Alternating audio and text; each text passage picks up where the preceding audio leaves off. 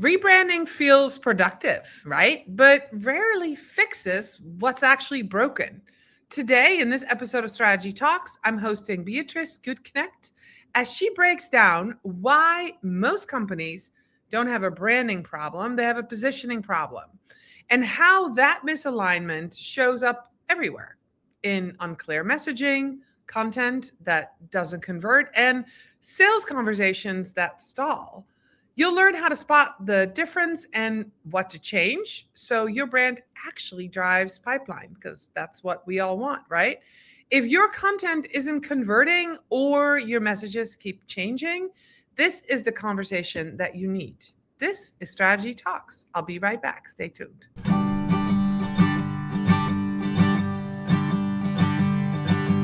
Let's strategize together.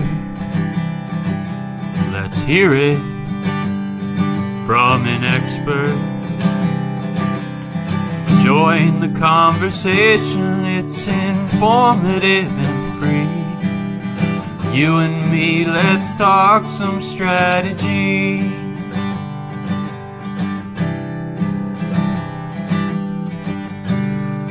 Now here's your host, Dorien Morin-van Dam.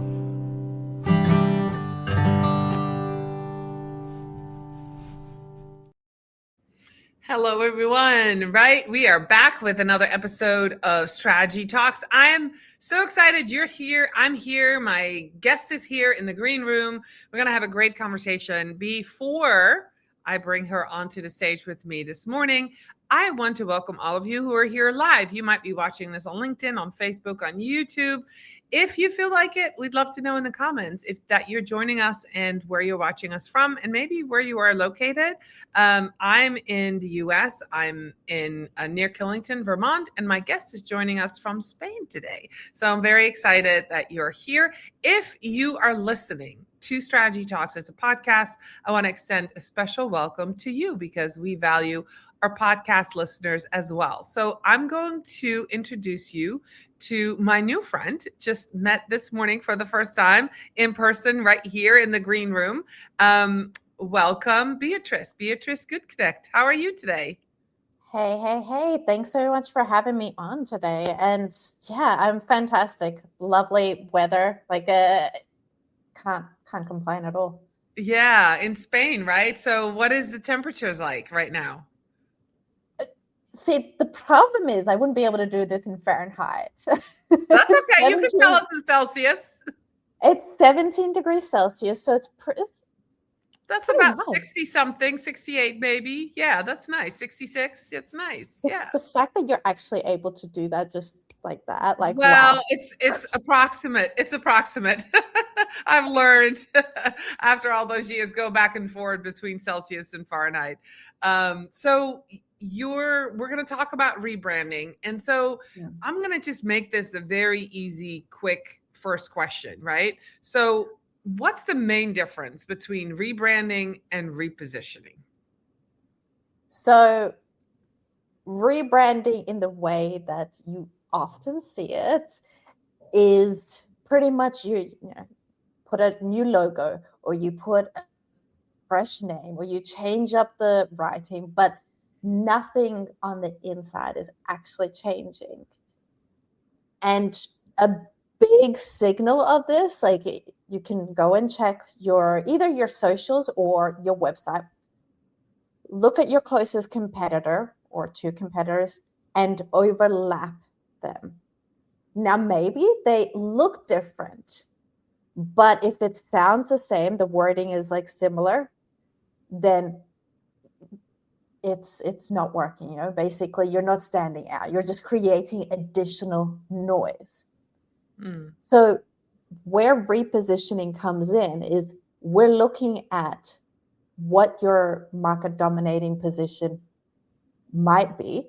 And it's usually you need to get uncomfortable and, base it either, base it on your differentiation and a few other factors, depending on where you're at, what things you're doing, and then implementing that inside and outside of the business. So marketing, it guides the marketing decision. So your marketing actually works. So say, for example, if you want to get fresh copy, it's actually different.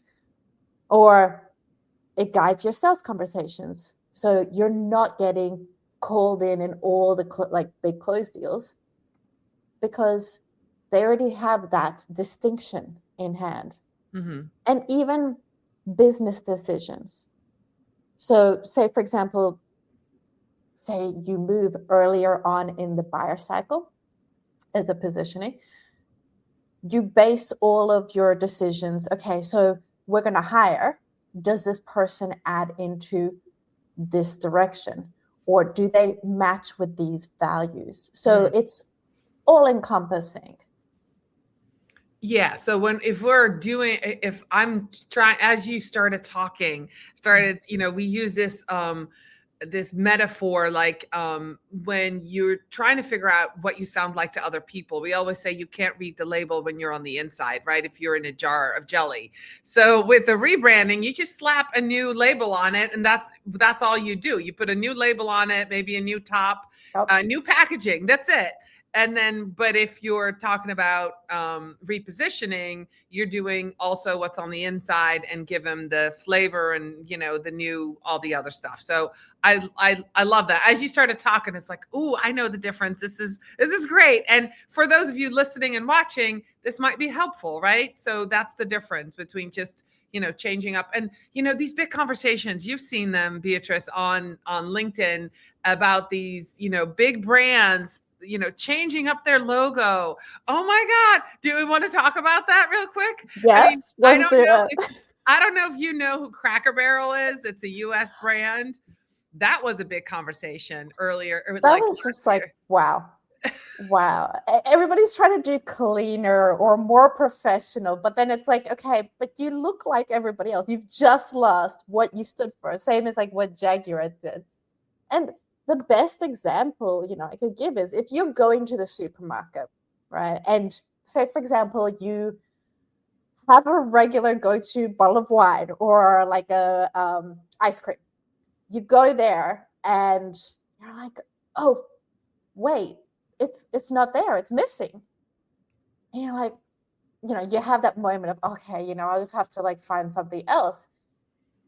And the thing is, they might have just completely changed the packaging, what you just mentioned before. But you've automatically either lost that sale or you've gotten that loss of trust. And once, you know this already, but once you lose that trust, to gain that back again, that takes a long time. And, you've already spent that amount, say, for example, for a rebrand, you're like, oh, I need to double down into this. And it just makes it so much harder and so much longer to gain that back again. And even market value, right? Same as what happened with Jaguar. Yeah. And likely also Cracker Barrel. I didn't see their stock prices on there, but it would have taken a hit. I think it was a uproar, like it was the customers, right? Because they are a restaurant.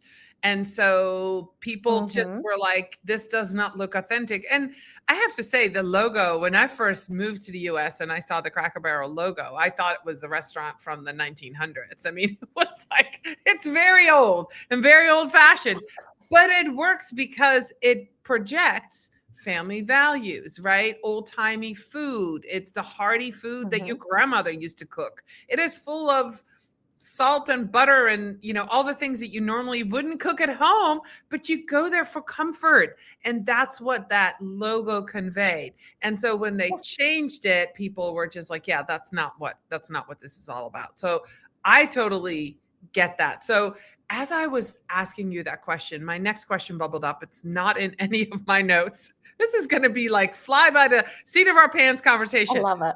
What is a life cycle in a business that, or, if you have a personal brand, a life cycle event that would make you stop and say, it's time for repositioning? A reposition.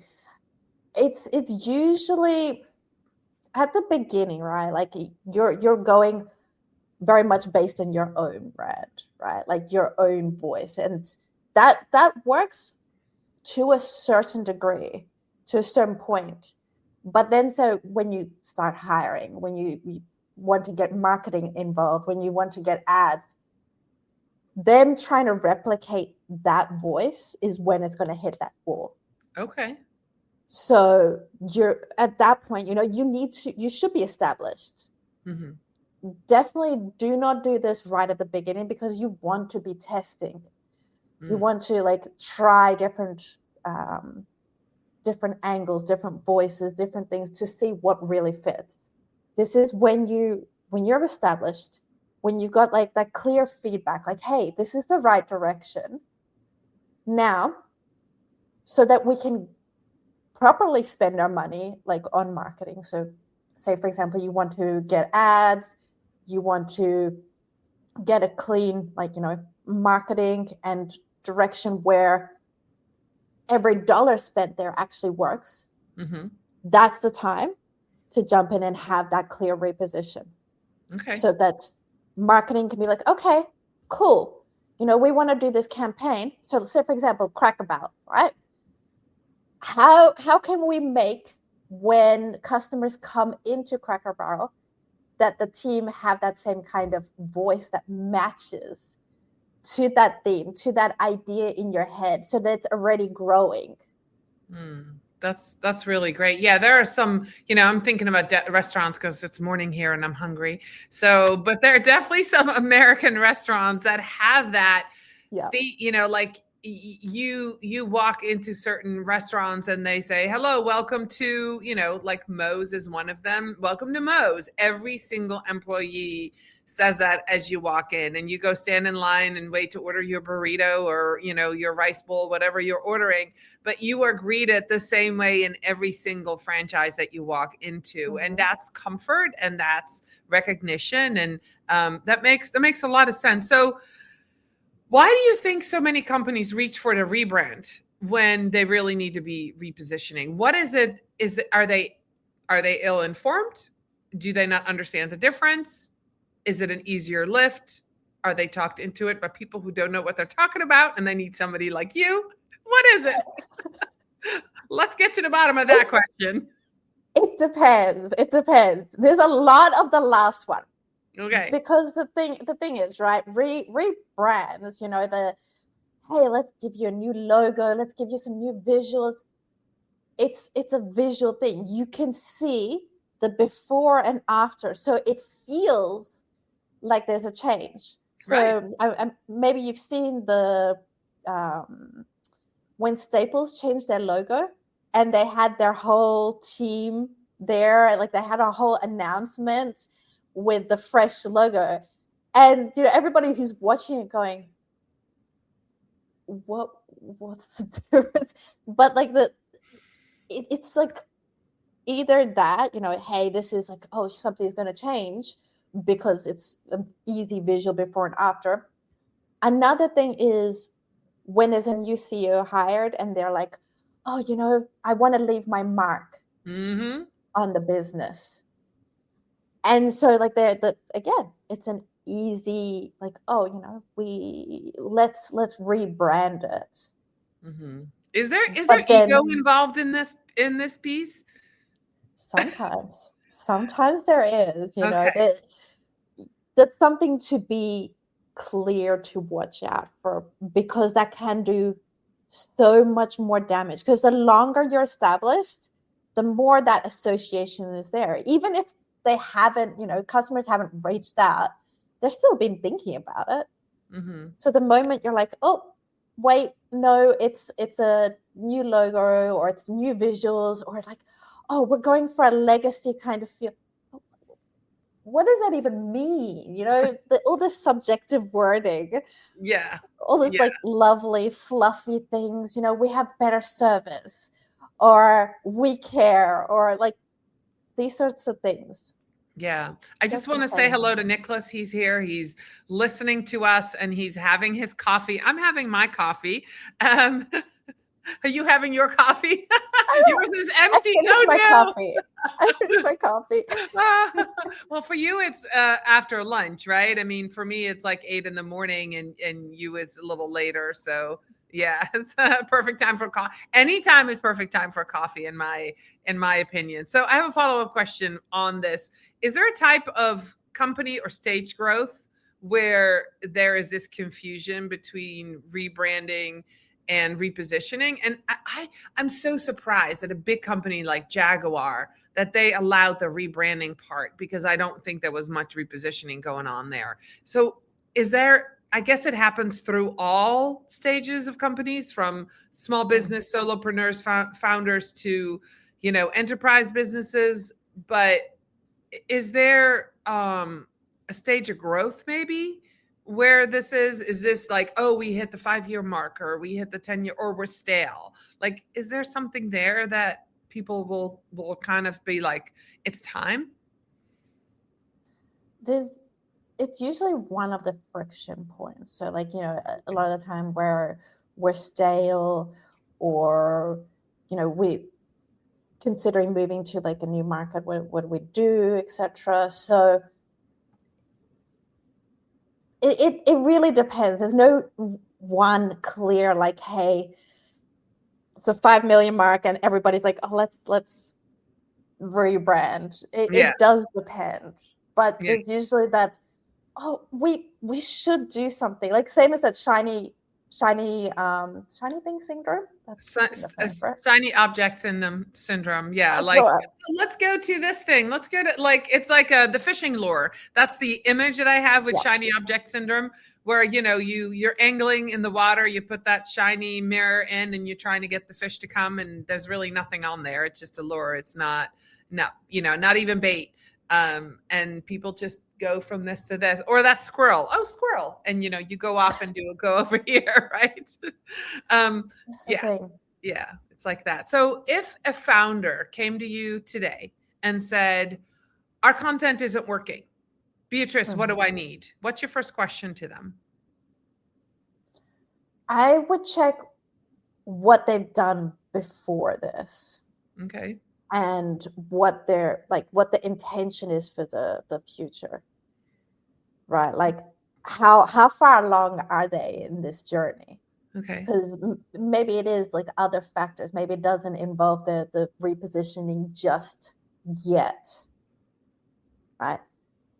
Then I'd have a look. Okay, what does this content look like? What have they tried? Like, have you tried like different kinds of things, and this is nothing's really working, in which case definitely that's a perfect time for repositioning? Or is this still early on where you're testing different things? It's like, okay, well, maybe try like a few different kinds of messaging first, this, like, especially in the early days, to see what really hits, what really resonates, and go back and have those conversations with people rather than just relying on content. And I know, like, we both met on LinkedIn, where it's like sometimes the reach isn't necessarily there to get that feedback. So that really involves having those conversations and making sure.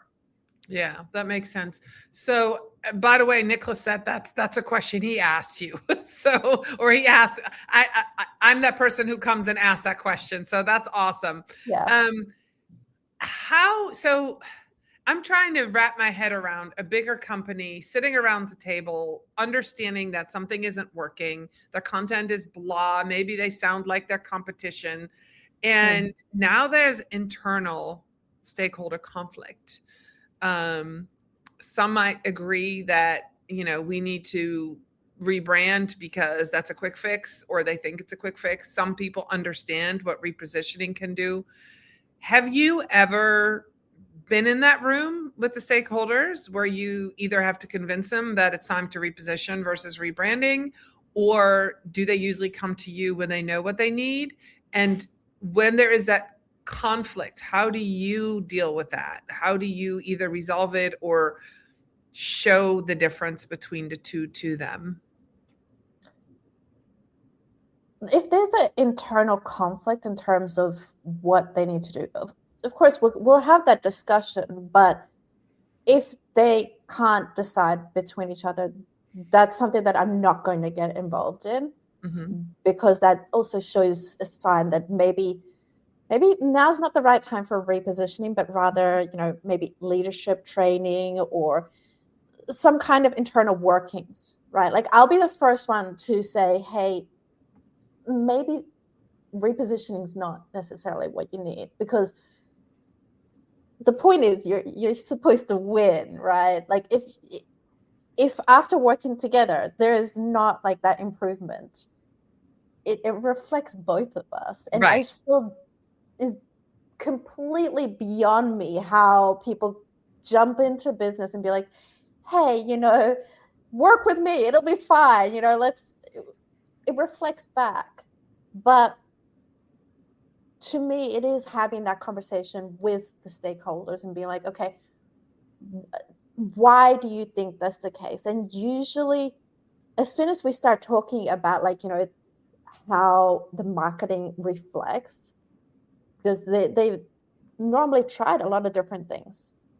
They've tried, different messaging. They've tried like ads, SEO, a fresh website, and none of those have worked. And that's usually the point where we're having this conversation. And, once they understand, like, hey, marketing can only come in where they're either looking at the industry, what else is going on in the industry, again, adding into noise. They're looking at trends, again, adding into the noise, or you've got that clear positioning, which is already like something for them to go forward. Like, hey, let's do a campaign based on this. Let's do our SEO based on this. Then it can work. Yeah. And for those of you listening or watching, we have another 10 minutes to talk, but I just want to point out that Beatrice has positioned herself as a badass in repositioning. And I love that. I love that your name, the way you talk, your LinkedIn banner, your website reflects everything that you do for your clients. You live what you teach, you live what you do. And I love that. So if nothing else, if you're here in the middle of this conversation and you're like, oh, I'm getting a lot of stuff out of it, but I just want to check out to see if she's the real deal. She is, and you got to go check out her website. We'll put it all in the show notes. But that's what, we were talking earlier in the green room about, having guests on our show. And it's like, I kind of know the vibe. I knew you would be good because I've already checked you out, and I knew you were an expert on what you do, and you've positioned yourself as that expert. And that's what I want to give to my audience at all times. So that's kind of like a side note. So let's go into the specifics. How long does a real repositioning project take, and what should change visibly at the end of it, if anything? It depends on the business. Okay. But visuals come last. Okay. They're the last thing, right? And then it's very much like, okay, here's the direction to go with this. And the shortest time frame like that I would recommend, like, yeah, we can go in and I can be like, hey, so based on this, you can, I can do the research and check in and be like, hey, you can take these directions and give you like a plan. But at the end of the day, you should be involved in this journey because it is reflecting your business and everything that you're moving forward. Yeah. So I'd say minimum 12 weeks, but ideally, and this is with the clients that I've worked with before, we're working 8 months, 9 months, 12 months to ensure that everything reflects, to ensure that there's that accountability, and that, marketing, that your sales, that even new ideas are following along with this positioning. That makes sense. Yeah. Yeah. So it's like, okay, let's focus on the internal, then the what that message looks like and the visuals. But it's at every point. Hey, so say, for example, we've got these clear values. Let's put them out there. Let's test the market. Let's adapt this wording.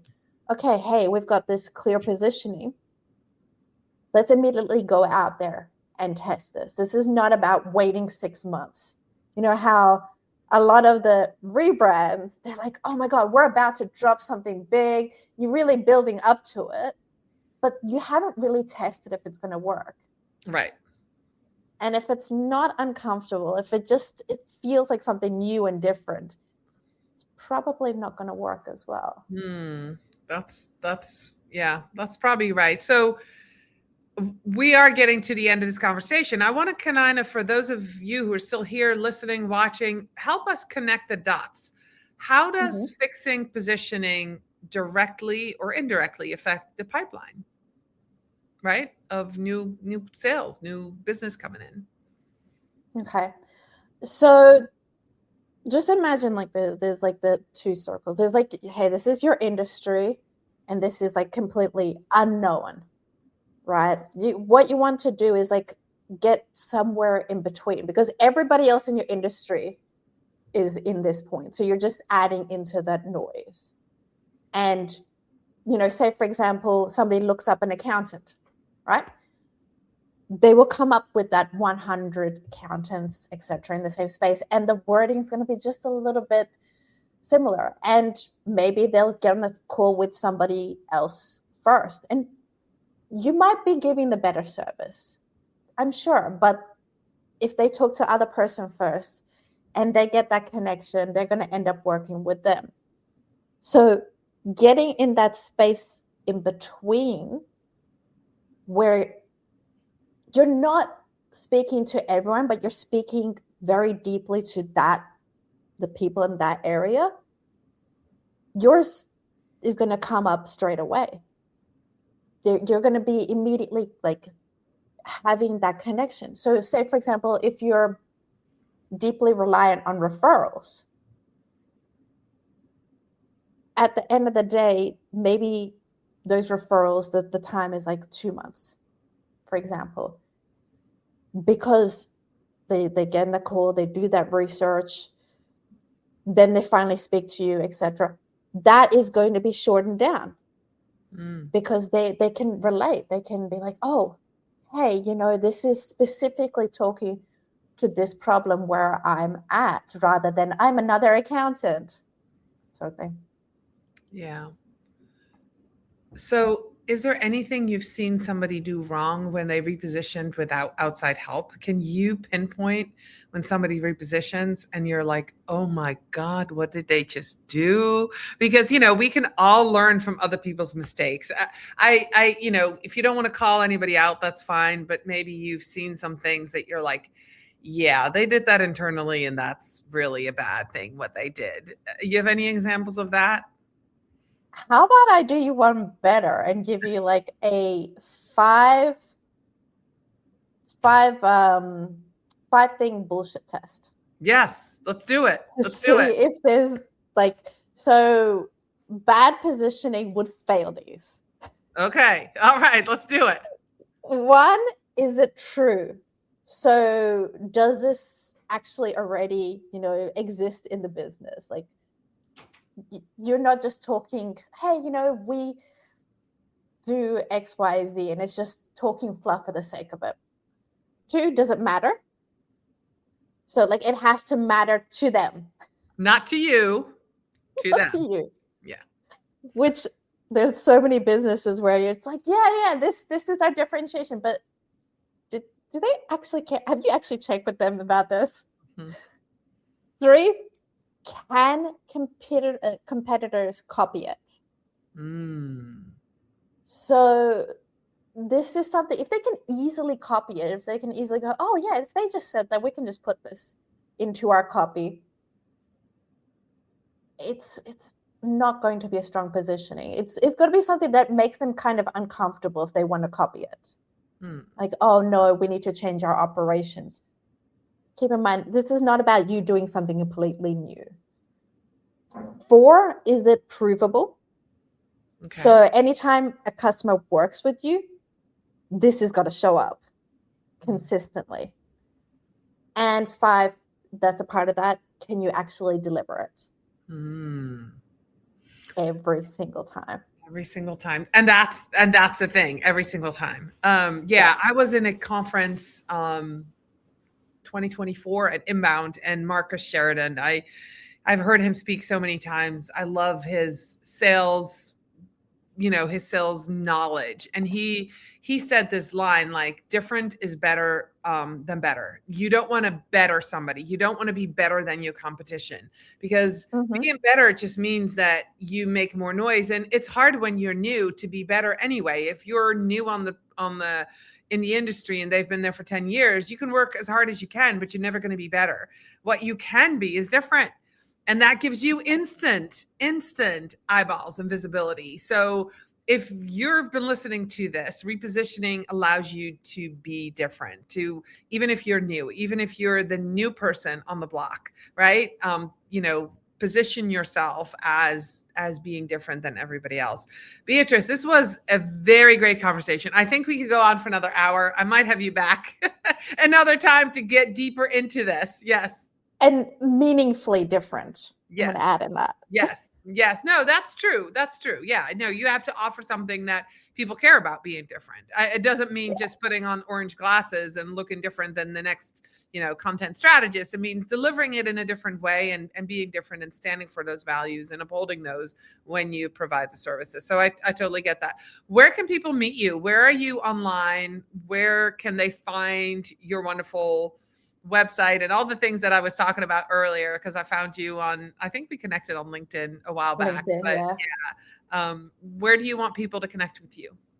So on LinkedIn, Beatrice Gutknecht. My website, badassstorybyb.com, or you can catch the podcast as well, which is The Art of Positioning. Okay, awesome. Well, if you stayed all the way to the end, if you listened to this podcast all the way to the end, I want to thank you for staying with us. I'll be back next week with another episode. Beatrice, thank you so much for being with us today. See you later, everybody.